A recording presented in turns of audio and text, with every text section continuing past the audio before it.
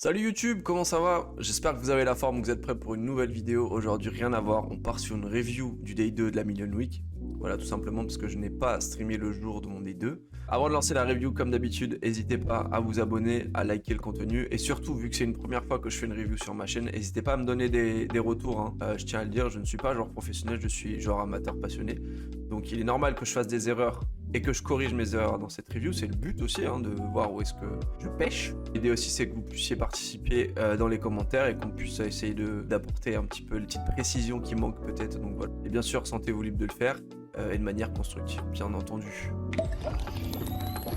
Dernier petit point avant de lancer la review. Exister est partenaire de la chaîne, si vous ne le saviez pas encore. Exister, c'est un tracker français ergonomique. Au-dessus, vous avez aussi un HUD que vous pouvez paramétrer. Vous avez un mot offert avec Exister, donc si vous voulez vous renseigner, n'hésitez pas. C'est vraiment giga EV+, renseignez-vous. Et voilà, on les remercie et ils vous font gagner aussi 2 licences sur cette chaîne en fin de mois sur les streams. Donc n'hésitez pas à rester connecté, que ce soit sur Instagram et Discord pour en savoir plus. Bon, allez, on ne traîne pas et on va passer à la review.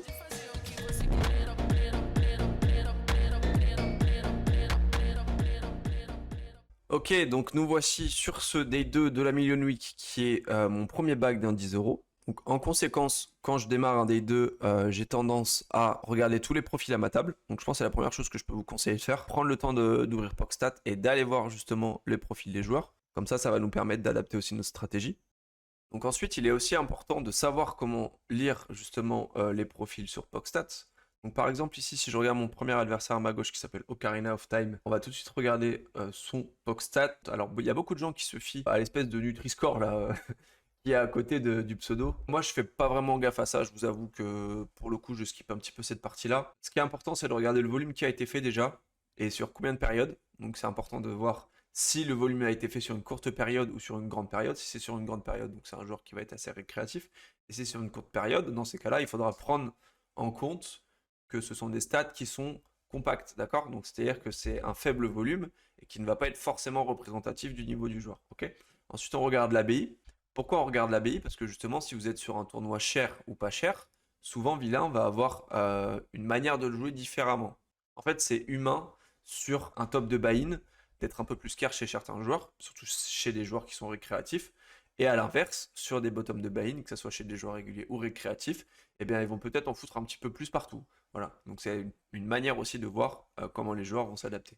Ensuite, ce qui est pour moi le plus important, c'est la fin prématurée, les early busts de vilain. Ici, je pense qu'un fin prématuré assez correct, ça va être entre 0 et 5%. Plus il est faible, plus il est bon. Entre 5 et 10%, le vilain va commencer à être un poil agressif early game et à s'envoyer un petit peu trop en l'air à mon goût. Et alors, quand on dépasse les 10%, alors moi j'appelle ça de la fin primate. Donc c'est là où les singes sont créatifs et ils nous font des belles petites choses. Et là, on se régale. Et là, du coup, ce qui est intéressant, c'est que le joueur est gagnant, mais il a quand même 14% de fin primate, pardon. Mais il a aussi 440 de décompte. Donc voilà, donc c'est des stats qui sont à prendre en compte avec des pincettes. Et il a très peu de volume alors qu'il a commencé à jouer en 2023.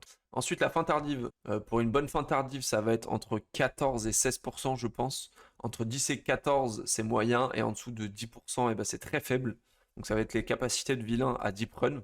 Ensuite, haute data qui est pour moi ultra importante, c'est le pourcentage de field battu. Je pense qu'entre 50 et 55%, c'est moyen. Ok. Au-dessus de 55%, c'est bon. Et au-delà de 60%, eh ben, je pense que c'est très bien. Et en dessous de 50%, je pense que c'est insuffisant. Et que du coup, le joueur va peut-être être trop passif. Ou peut-être qu'il va faire nimp et qu'il va trop perdre de coups aussi. Ça peut jouer. Donc il faudra voir comment est-ce qu'on s'adapte. Et ça, on le lit souvent à la fin prématurée. Voilà. Ensuite, le pourcentage d'ITM, ça aussi c'est pareil, hein. Le pourcentage d'ITM, ça va nous apprendre à regarder si vilain on a quelque chose à foutre de l'ITM. Et souvent, il faudra le lier à son field moyen. Donc s'il joue des gros fields ou non. Et s'il joue des gros fields, le pourcentage d'ITM va être plus faible, forcément. Donc je dirais qu'un bon pourcentage d'ITM, ça va être au-dessus de 20%, on va dire. Et en dessous de 18%, on va dire que le pourcentage d'ITM est quand même assez faible. Donc voilà, c'est toutes les informations ici qu'il faut avoir en tête pour déjà avoir une idée de comment Vilain va se comporter à table. J'espère que vous m'avez suivi jusque-là. En suivant cette manière de procéder, on va pouvoir commencer à attribuer des pastilles aux joueurs. Donc là, ce que je vais faire, c'est que je vais regarder chaque profil. Donc on a Ocarina of Time que je vais pastiller en règle potentielle, donc en joueur à potentiel. Ok. Ensuite, on a Ballon d'Or 311 que je vais pastiller en récréa éclairé ou en rec fiche. Ok. Ensuite, nous avons Toi Nous Kill qui, pareil, va être en pastier rec fiche ou récré éclairé, c'est comme vous voulez. Donc, quand je dis rec fiche ou récré éclairé, c'est des joueurs qui sont globalement moyens. C'est des joueurs qui ne sont pas des grinders réguliers et qui ont une compréhension du jeu qui est moyenne et qui leur permettent d'être à peu près EV0, légèrement EV+, sur leur jeu long terme. Donc, ils vont être bourrés de leak. Voilà, je pense que vous aurez compris. Ensuite, nous avons Neo Adri qui, lui, on va le pastiller en joueur récréatif. Et on a Volatile que on va pastiller en joueur récréatif agressif. Si on va voir le POC de Volatile 66, il a certes un faible volume.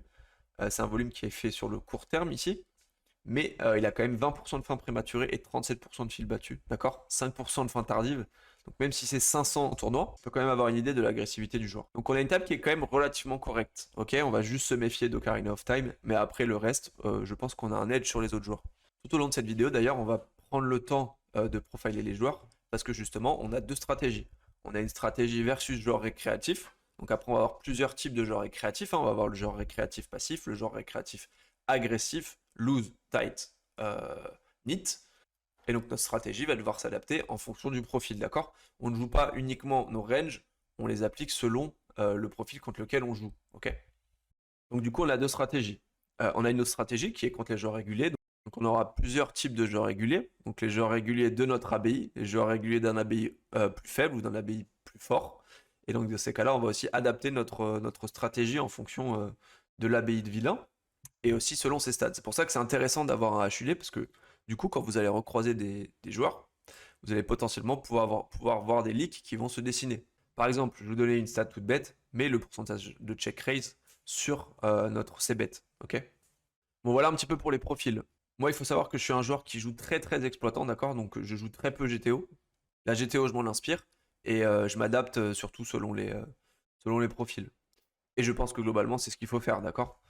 Jouer purement GTO, surtout sur des limites comme les micro-limites et basses limites, vraiment, vous allez vous brûler les ailes, tout simplement parce qu'il faut jouer profiling et exploitant le plus possible, parce que c'est comme ça qu'on fait de l'argent. C'est quand on comprend comment vilain fonctionne et comment on s'adapte à son profil. Ah oui, et je voulais dire, dans les joueurs récréatifs, moi j'ai plusieurs pastilles, donc je vais avoir les joueurs qui sont face-up, donc les joueurs qui jouent leurs cartes. Je vais avoir des joueurs que je vais pastiller en agressif. Donc les joueurs agressifs, ça va être les joueurs qui vont envoyer des potes dans tous les sens, qui vont donc bet potes, qui vont en foutre partout. Donc dans ces cas-là, on va devoir s'adapter et jouer le plus possible en value. Ok? On va pas les bluffer ces joueurs-là. On va plutôt bluffer les joueurs passifs qui give up rapidement, qui sont face up. Et les calling stations, il faudra faire attention et les identifier tout de suite. Voilà. Jusque-là, vous me suivez. Voilà pour l'aspect un petit peu profiling. Maintenant qu'on a les profils, on va pouvoir se lancer dans la review. Donc on va commencer tout de suite avec la main numéro 5. Ici, j'aurais dû open et j'ai mis open. Voilà, donc je sais pas pourquoi, mais j'ai décidé que je n'avais pas open ici. Voilà. Donc on va commencer là-dessus. Ensuite, ici on a As Valet off, on va open. Tout le monde fold, ok, impeccable. Ça, on va folder. As 3 off. Vilain open ici, on va défendre, c'est assez standard. Il check ici. Nous ici, on a de la showdown value, du coup, on n'a aucun intérêt de miser. Je décide de checker, je pense que c'est tout à fait standard. Ici, vilain commence à bet 1.6. On peut identifier ça comme un prop bet. Il peut aussi avoir des rois de temps en temps qu'il a checké, quelques rois X de trèfle. Il peut avoir un 7, un 2 qui peut jouer comme ça. Il peut avoir deux as, il peut avoir une tonne de mains ici et beaucoup de airball. On sait que c'est un joueur agressif, donc je pense qu'on peut call tranquillement ici. Ok, et river, il nous fait pot ici. Je m'attends à ce qu'il ait quand même pas mal d'as qui décide de prop bet turn pour essayer de faire fold mes R où il est un peu en pampas, donc ça me choquerait absolument pas. Je ne vois pas faire ça avec un 2, un 7, donc je lui mets beaucoup d'as et beaucoup de roi X et quelques pampas. Ici, il faut mettre 8 dans 24, donc il me faut que je sois bon 33% du temps. J'estime que je lui attribue trop de rois, trop d'as-X, et je préfère y aller tranquillement. En plus, il lui reste 21 blindes derrière, donc je pense pas qu'il va overbluff ce spot trop souvent. En plus, j'ai le 3 de trèfle, donc je bloque des flush draws, font partie de ses bluffs principalement, donc du coup, j'ai décidé de fold, et je pense que c'est carrément ok. Et il a show as de suité, soit 3 paires, donc on avait un split. Je sais pas à quel point le call pourrait être rentable ici. J'estime qu'il n'est pas assez souvent pour qu'on puisse call ici, sachant qu'il a beaucoup plus d'as meilleur que moi vu qu'il a open. Je pense qu'il a encore des As8, As9, As10, toutes ces mains-là. Et je pense que juste sur le long terme, le play, il n'est pas rentable. Donc voilà, on va prendre la note du profil qui essaye de value 3 paires. Et on va passer à la HH suivante.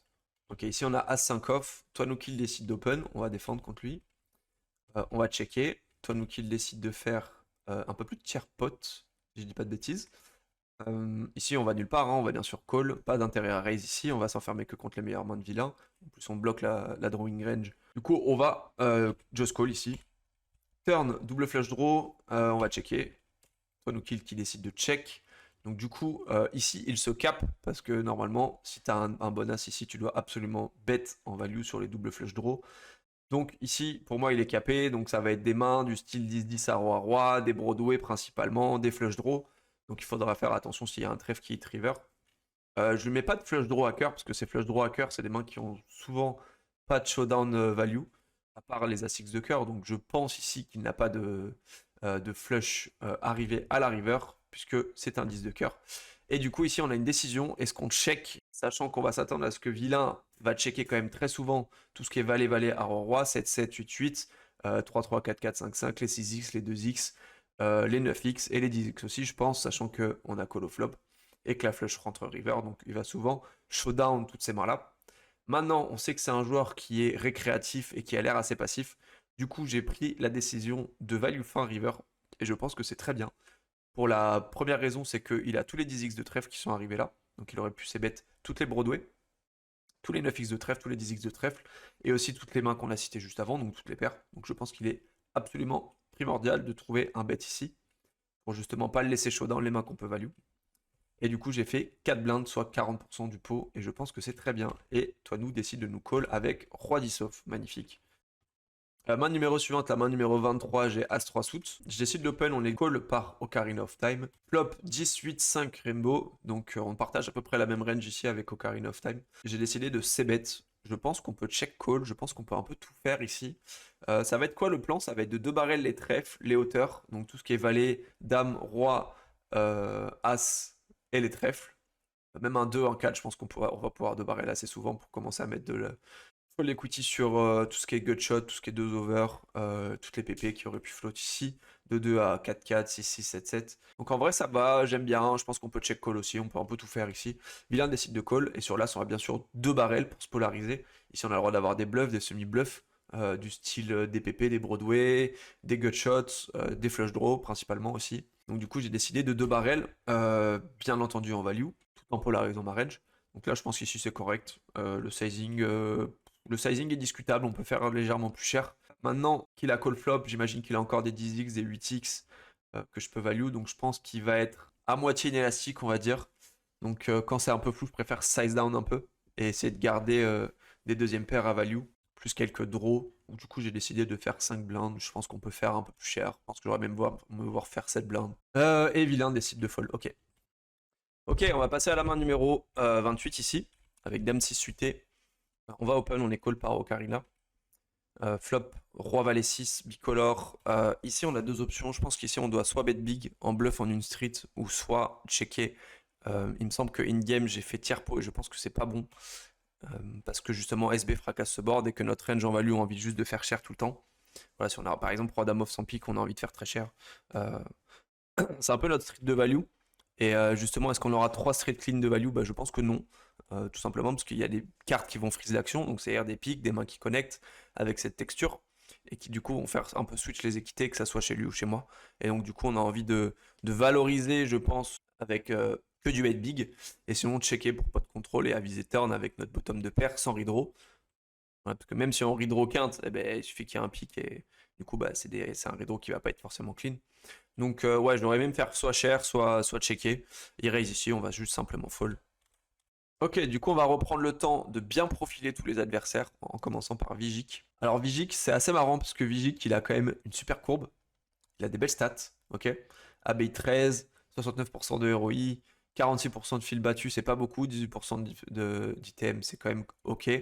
Fin tardive, ok. Et juste la fin prématurée, il a 18% de fin prématurée. Donc je comprends pas trop la courbe, en vrai, honnêtement.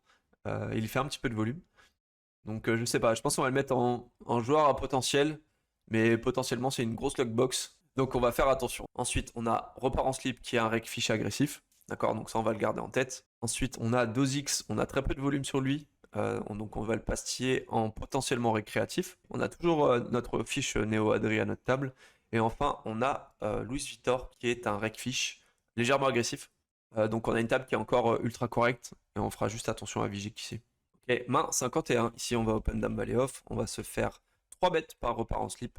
C'est une main que je vais fold ici. Je vais call uniquement ensuite. Décider de fold. Ensuite, on a as valet que je vais open. On est call par Vigic. Board Perret Rainbow, on va checker. Le plan, c'est de check call. Le laisser bluffer en une street. Il va faire tiers pot. On va call ici.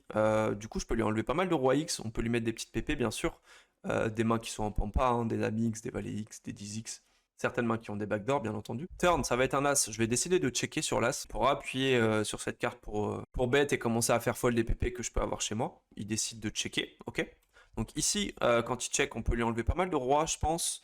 Je pense qu'avec le flush draw, et moi j'ai un avantage de As-X, tous ces rois X, il est censé les bet en value, sinon je pense qu'il mise value tout simplement ici. Donc les seuls rois X qu'il va checker, ça va être des rois X de carreau ensuite, donc ça fait très peu de combos. Peut-être même juste le roi de carreau, donc ça lui fait quand même très peu de combos. Et river, la dame de carreau, je pense qu'on va checker encore une fois, notre value est très fine. Et s'il raise, on va être dans la sauce. Et ici, il décide de faire pot. Bon, ça sent pas bon, mais avec mon valet de cœur, je bloque les flushs, je bloque les quintes. Je lui attribue très peu de rois, donc je pense qu'on peut encore voir des cuts chez lui et quelques bluffs. Et du coup, bah, j'ai décidé de cut, et on l'avait bien senti, parce qu'il avait full river, voilà, tout simplement. Donc voilà, c'est des choses qui arrivent. Ensuite, on est contre Vigic qui est open holo jack. On va défendre bien sûr en blinde avec valet 10 off. On fait top pair.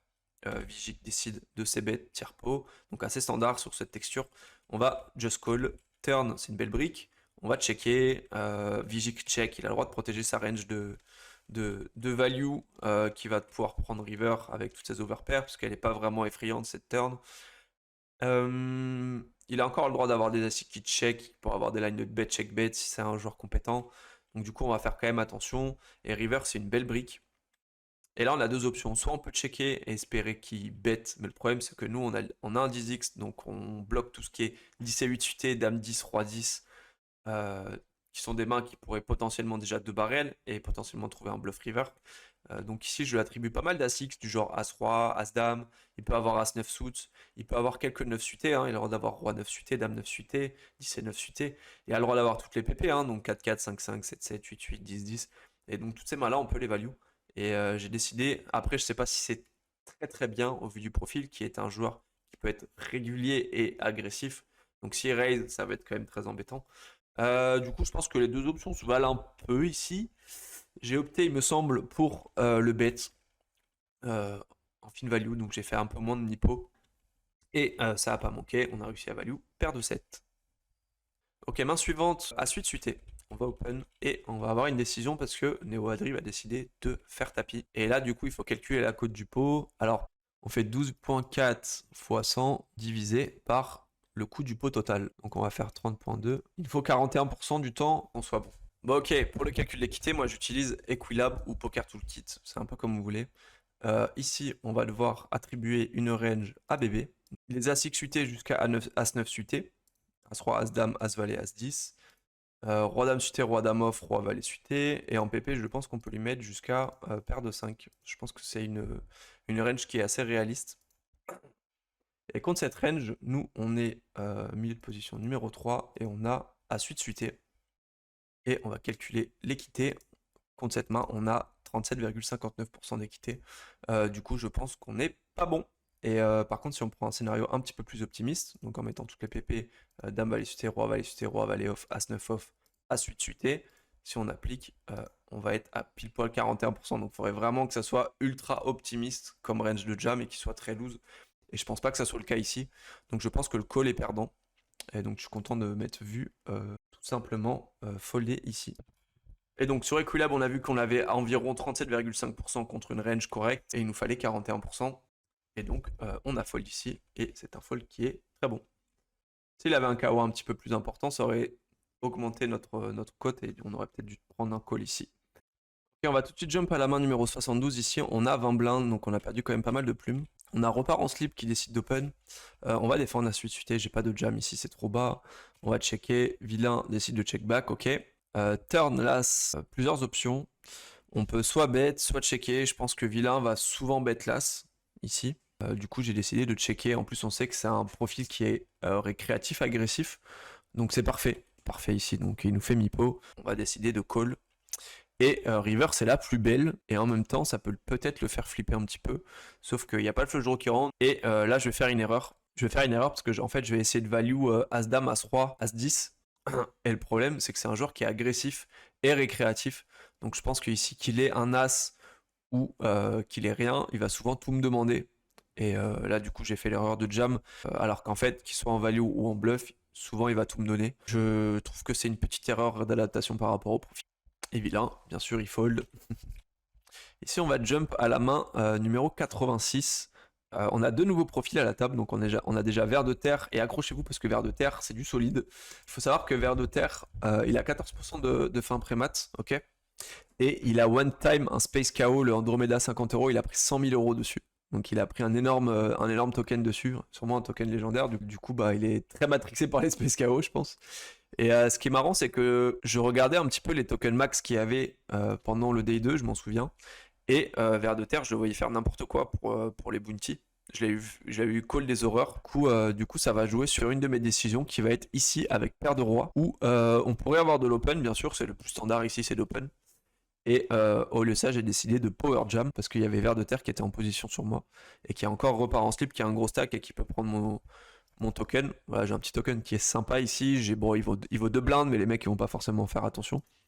Du coup, une petite adaptation par rapport aux profils qui sont agressifs. Donc, on a un récré agressif ici et on a un dégène agressif ici. Et vous allez voir que ça n'a pas manqué parce que Ver de Terre décide de jam avec ses 121 blindes et devinez sa main. Attention, roulement de tambour. 10 et 5 off.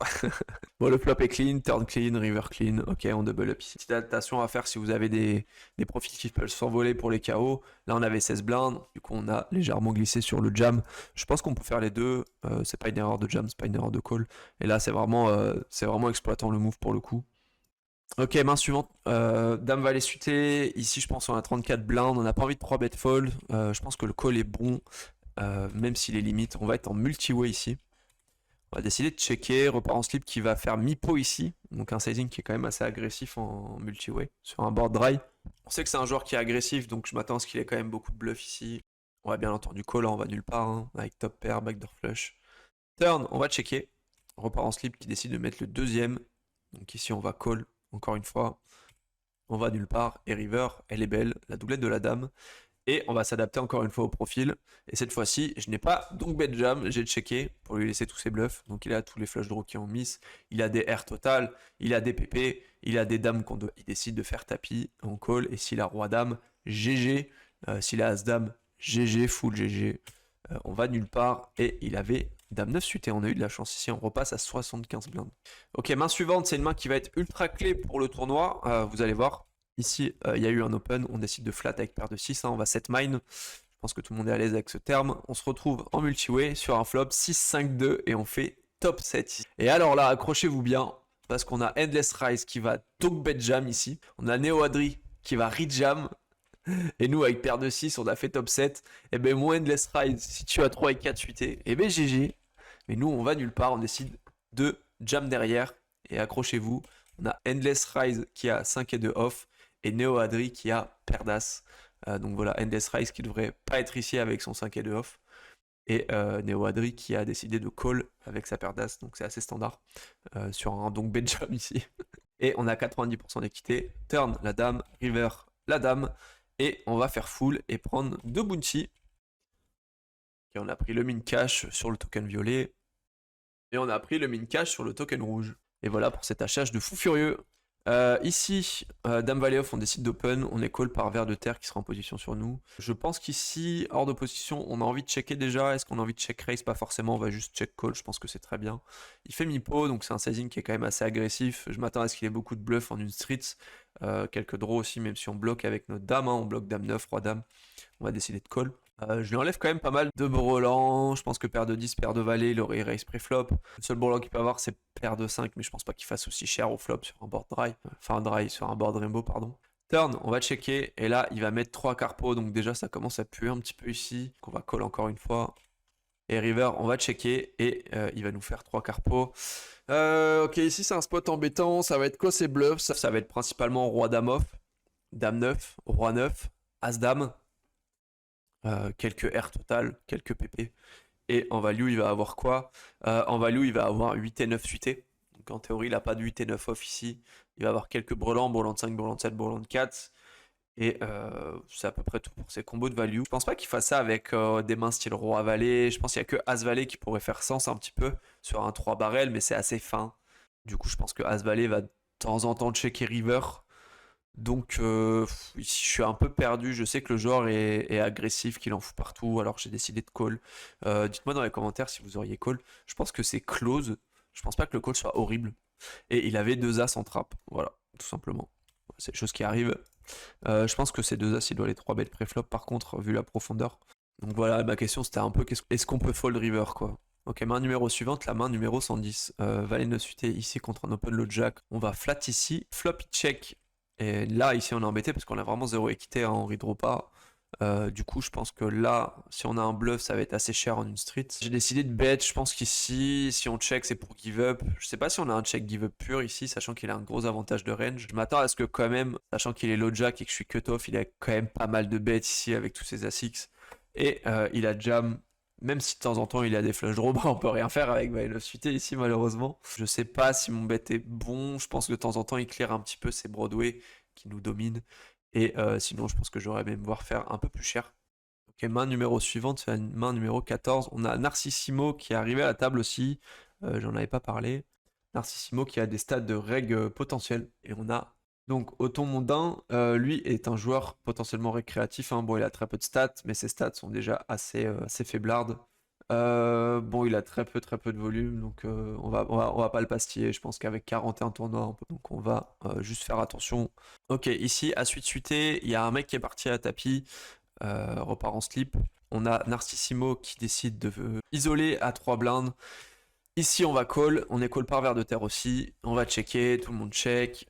Turn le 5 de cœur, on va checker. Et Narcissimo qui décide de faire mi-pot. Ici, je lui mets pas mal d'arrachage. Je pense qu'il peut arracher avec des mains du style Dame 10, 9 et 10, Dame 9, même si de temps en temps il aurait trouvé des bêtes. Ses As-X, il va commencer à les bêtes aussi. Il a des R total, donc du coup, ici, avec ma paire de 8 et le bounty en jeu, j'ai décidé de call, même si le bounty ne vaut rien. Je pense que j'ai quand même un bon candidat pour call une fois. Et la river, elle peut freeze pas mal l'action, elle peut aussi lui laisser des leviers pour bluffer. Donc du coup, mon plan, c'est de check fold ici. J'ai checké et il décide de checker. Et il va nous retourner paire de 2, donc on va prendre le petit bounty. Et on aura aussi mis une cache sur ce bounty. Ok, main suivante, c'est Valet 8 suité. Ici, il y a Louis Victor qui open. Là, j'ai 2 options. Je pense que flat est ok. J'aime bien le 3 bet. J'aime bien le 3 bet. Il a vraiment le stack pour le faire. Bon, de temps en temps, il va rejam et on va devoir fold. Mais j'aime bien 3 bet. Maintenant, quel sizing on fait? Je pense qu'on fait x3, hein, c'est standard. On n'est pas assez loin dans le tournoi pour size down. Donc, j'aurais même voir 3 bets ici. J'ai décidé de flat. Et bébé qui flat aussi. Bébé qui donc bet 3 carpos ici. Donc, ça en dit long sur le profil finalement. Je pense que c'est un joueur qui est récréatif. Je pense qu'on va juste simplement fold ici. Et next. Ok, main numéro 120. On a paire de 5 ici, on va open et on a verre de terre qui fait tapis sans 6 blindes. D'accord, monsieur, sur 56 effectives, 57 effectifs, pardon. Et du coup, on va simplement folder. La main suivante, ça va être la main numéro 126. Et là, ça va être marrant, puisque je vais vous raconter une petite anecdote. J'ai fold ici dame 10 UT parce que tout simplement, j'ai eu une coupure de courant. Voilà, donc il y avait de l'orage le soir du day 2, mais un gros orage bien vénère, hein, dans le Pays Basque, et du coup, ça a complètement tout cut, et pendant 15-20 minutes, j'ai pas pu jouer, donc ça va me faire sauter pas mal de mains, dont celle-là. Ok, main suivante, retour de la panne d'électricité. On a Valet 10 off ici, on va open, c'est standard, on est call par vers de terre encore en position. Lui, il veut nous abattre. Ici, j'ai décidé de checker. Je pense qu'on peut bluffer en une street. Ça me va, après je pense qu'il est assez sticky, il nous couvre, on a le droit de checker à viser flop. Et la turn, j'aurais même voir bet ici parce que je pense que toutes mes dames qui check commencent à bet turn. Et j'aurais même voir faire 4 blindes en bluff. Et je pense qu'ici, le profil il a commencé à rentrer un petit peu dans ma tête. Du coup, j'ai voulu m'adapter en ayant un peu plus de check give up, en gardant mon bloc et en trouvant des spots un petit peu plus évidents. Je pense qu'on aurait pu bluff, je pense que check give up est pas non plus désastreux. Et il décide de faire 2 blindes, on s'en va. Next. Ok, on change de table ici et ça va être la dernière table sur laquelle on change, il me semble.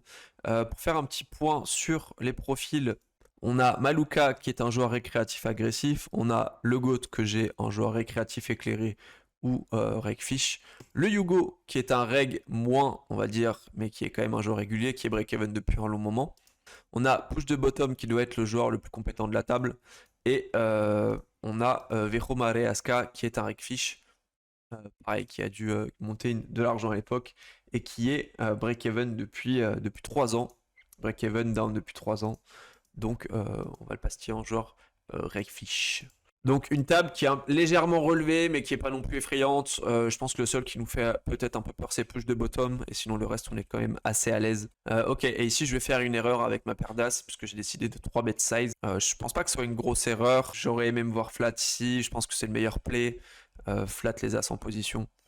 Et vilain fold. Main suivante, on a paire de 8, on open, on est call par SB, call par bouton. On a SB qui donc bet ici. Là, j'ai deux options, call ou raise. Qu'est-ce qu'il va donc bet ici? Il va donc bet ses PP que je domine. De temps en temps, il peut avoir 9, 9, 10, 10 qui va pas 3 bet. Mais sinon, on a toutes les PP en dessous contre domine. Je pense pas qu'il ait de 4x. Ici, j'aurais même voir raise pour go broke. Et j'ai décidé de just call. Parce que du coup, quand on go broke, on value 5, 5, 6, 6, 7, 7. De temps en temps, il a 9, 9, 10, 10, donc c'est un peu embêtant. Même si je pense qu'il aurait 3 bêtes go la plupart du temps. 9, 9, 10, 10 contre moi qui suis au hijack. Surtout avec son stack. Je pense que je lui mets beaucoup de flush draw et je pense qu'on est content de go broke contre un flush draw aussi. Même si le plus souvent ça va être un flip parce qu'il a 2 over vu sa range de SB. Turn c'est le 3 de cœur donc ça fait absolument tout rentrer. Et il décide de faire 3 carpos. Et là je pense que j'ai juste un give up. Je pense que la vraie action c'était flop et on l'a complètement miss. Et du coup on a foldé. Ok, main suivante, c'est roi 10 suité. Ici, il y a eu un open. Donc la théorie ici voudrait qu'on jam, mais le problème c'est que le GOAT avait open 2x tout du long. Et là, du coup, il a size up. Et versus un size up, on va avoir un fold qui est exploitant. Parce que du coup, son range il va être bien plus strong. Et du coup, j'ai décidé de folder. Donc encore une fois, adaptation par rapport au profil qui size up. Pré-flop, même si c'est 0,5, c'est un aveu de force. Du coup, je pense que mon roi 10 suité, il perd en EV sur le move, sur le long terme. Donc on va juste folder. Ok, la main suivante, c'est Dame 10 off ici. J'ai foldé. Voilà, je vous le dis, j'ai foldé au hijack. Et j'aurais même voir open. Je pense que c'est close avec mon bloc. Et je pense que j'ai envie de garder mon bloc ici. Mais c'est ok de fold un peu tight. Même si j'aurais même voir open. En plus, c'est un league sur lequel je travaille. Hein, mon côté tight un petit peu en late game. Ok, main numéro 164. Ici, on a roi valet off. Ici, je vous avoue que je savais pas si je pouvais jam 24 blindes. Dans le doute, j'ai décidé de flat. Je pense qu'il y a un monde où on peut quand même jam. Après, si on a tant de FE versus son stack avec mon token. Du coup, j'ai décidé de call. Je vais checker. Il va check back. Turn las. On peut rien faire ici. On va pas commencer à bet. On a de la showdown value. On espère qu'il va checker. Et il décide de checker. River, on va faire pareil. On va checker. Et il check back. Et il avait roi 9 qu'il a voulu showdown. Et on gagne du coup ce petit pot. Main suivante, ça va être paire de 2 ici. On a un open de Hugo qui open 2.8. Un peu comme le GOAT, il a size up ici. Ça a été flat par Jean-Noël. De toute façon, ici, je pense pas qu'on ait de jam ici, très honnêtement. Je pense que notre range de jam, ça va être principalement du 6-6+, je dirais. Et sur un size up, je pense qu'on peut encore resserrer un peu et prendre 7-7+, 8-8+, peut-être même. Du coup, j'ai décidé de call quand même. Et on va trouver un joli 2 au flop. On va checker, tout le monde va checker sur le flush draw. Turn, ça ouvre un deuxième flush draw. Ici, je pense qu'il est ultra important de lead. On va lui des flush draw, des 6x, des paires, des 3x des fois de temps en temps. Du coup, j'ai décidé de bet. Je pense qu'on doit faire à hauteur de mi-pot. Voilà, j'ai fait 4 blindes, je pense que c'est très bien. Entryway, et malheureusement, tout le monde fold. Ok, main suivante, 5 et 8 suités ici. Il y a eu un open 2.3, donc on a vu que maintenant il avait un sizing qui était différent. C'est encore call par Jean-Noël. On décide de call ici avec 5 et 8 suités. Ça va faire partie de mes bottoms de call. Voilà, j'ai quasiment mon stack au milieu. J'ai 1,3 à investir pour potentiellement gagner 8 blindes. J'ai une main suitée avec laquelle je pourrais jam tous mes flush draw, mes straight draw, plus flush draw. Il y a pas mal de mains que je vais pouvoir stop and go ici. Donc je décide de call. Et on mise totalement le board. Le Hugo qui bet, call par Jean-Noël ici. On s'en va. Next. Main d'après, on a paire de valet, il y a un open, c'est 3 bêtes. On va bien entendu jam ici. Hop. Le GOAT qui fold et Jean-Noël qui call valet 8 off, qui était en 3 bet light ici et qui s'est commit contre moi. Et on va trouver un joli brelan et ça va tenir. On va doubler. Ok, main suivante ici, je vais faire une erreur. Ici, on a 25 blindes. L'erreur ici, c'est de flat. Voilà, on a vraiment 0 flat ici. Pourquoi? Parce qu'il y a les ranges de squeeze, il y a le Yugo qui peut jam, et tout simplement j'ai 25 blindes, donc ça va être assez compliqué à jouer post-flop. En plus on est contre une range qui est assez strong. Donc là j'aurais même voir soit jam, soit fold. Et je pense que sous ICM, je pense pas qu'on ait de flat ici. Flat, on va voir comment c'est déroulé la main maintenant. Le Yugo qui a jam, Vero qui fold, et ici du coup on a un fold. Et j'ai décidé de folder ici avec Roi Dame off. Je pense que Roi Dame suité, on a une décision. Mais voilà, son KO il vaut rien, hein. Son KO 51 000 sur des blindes 60-120 000. Donc il vaut absolument rien son KO ici. Main suivante aussi, c'est un spot qui, en le revoyant, m'a un peu alerté. Tout simplement parce que Roi 7 off, je me demande à quel point on peut jam ici. J'ai l'impression que c'est mon bottom que je cut. J'ai l'impression que je jam Roi 8 off. Dites-moi dans les commentaires, j'ai pas de quoi faire la sim là sous ICM, donc j'imagine que ça doit pas être horrible à jam, ça doit être close EV0. In-game, j'étais quand même pas à l'aise du tout pour jam roi 7 off, 14 blindes, mais je pense que ça doit être ok de le prendre en vrai, honnêtement. Du coup, j'ai décidé de limper, je suis pas trop fan du limp, mais on peut essayer d'aller voir un flop. Ici, jam, bon, rien à faire ici, on va juste fold. Et on va avoir la main numéro 223, où ici, je vais miss jam. J'ai 12 blindes 8 ici, c'est un jam. Pourquoi je le prends pas? Parce que je suis traumatisé le roi dame off. Peut-être que je me suis fait time out aussi. Et ensuite, il va pas se passer grand chose jusqu'à la dernière main du day 2 qui va être As-Roi suité. On va juste open shove ici.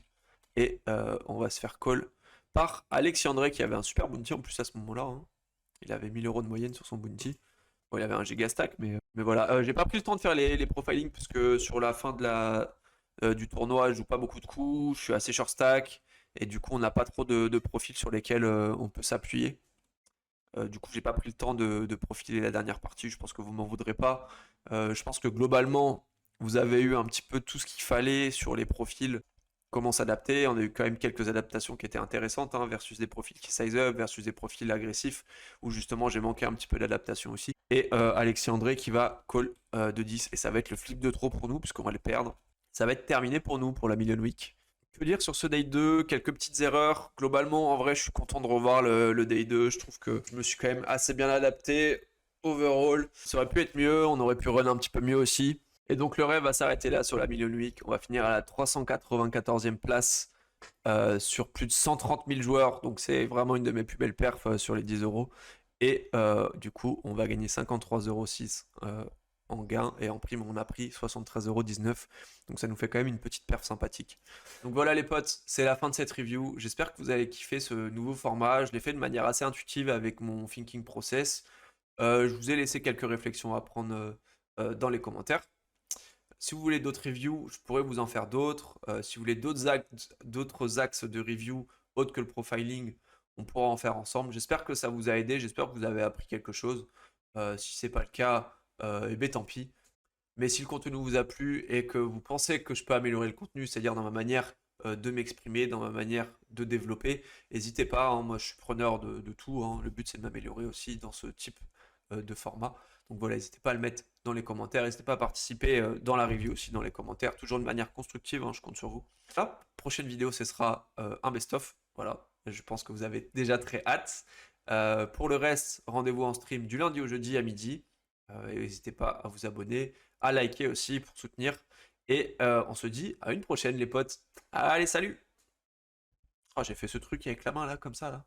Tout le monde fait ça.